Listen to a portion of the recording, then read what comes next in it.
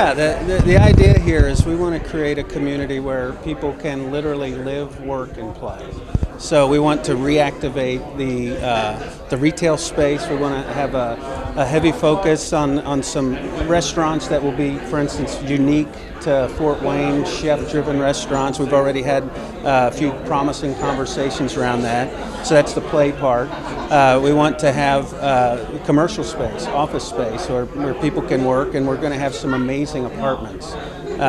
And so we see the Landing as a 24-hour community, and we also have plans for the public space too, the streetscape, the landscape, and just take advantage of this fantastic block. So you guys have been named the developer for this. What are the next steps? The next steps are we're working with the Downtown Development Trust just to hash out the details of our developer agreement, and then we immediately start working on closing the financing. The financing of these developments tend to be very complex, and it takes a little while, but we're going to start working immediately.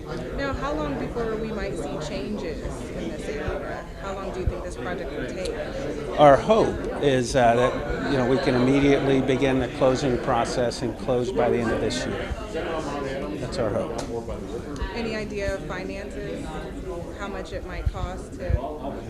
Well, we put together an initial budget. Now, keep in mind that's without doing the level of due diligence that we're getting ready to start. We think the budget for the total block of preserving existing buildings is about $26 million, and we hope to also include some new construction too. So that would drive the cost up, but that'll just depend on the designs. Talk a little bit about kind of adding to the momentum of downtown. I think you said, every time you come, there's something else, So kind of talk about that. Yeah, there's already so much happening downtown, and in terms of development and adding jobs.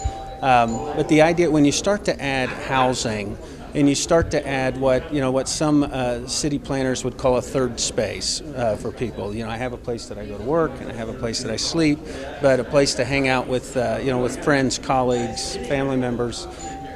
We want to bring all of that to the Landing in one place. And so what we've seen in other markets where we do this is it does a great job of providing that third place for the folks who live in the neighborhood, but it also draws people from the suburban areas surrounding downtown. And so to the extent that we create a magnet for people who live in the surrounding suburbs to downtown, who come downtown and spend money downtown and have feet on the street downtown, that creates an energy that it creates a virtuous cycle. Frankly, it's like the more you have of that, the more people want to participate, and so it's all about getting that momentum started. Talk a little bit about what this means for your company. I know Mayor Henry mentioned that you're moving your family. Oh well, the mayor was talking about is the neighborhood in Over the Rhine, Cincinnati, where we're moving there. What was the first part? Just talk a little bit about what securing this development means for your company. Why it's important to you. This is important to us because it is exactly consistent with our mission. There are a lot of great developers that do new construction or do straight retail, but for us, with our mission being to positively transform communities, is we want to take a street that right now does not have a strong market solution to thrive. And so what we do through our ability to assemble financing, the analogy that I like to use is we create an economic defibrillator for the neighborhood. And so we are going to come in here with the right financing package and the right tenants and the right office and residential mix that folks will want to be here. And so that momentum then will spread to the immediately surrounding neighborhood. What sort of tenants or what sort of things do you envision in this area?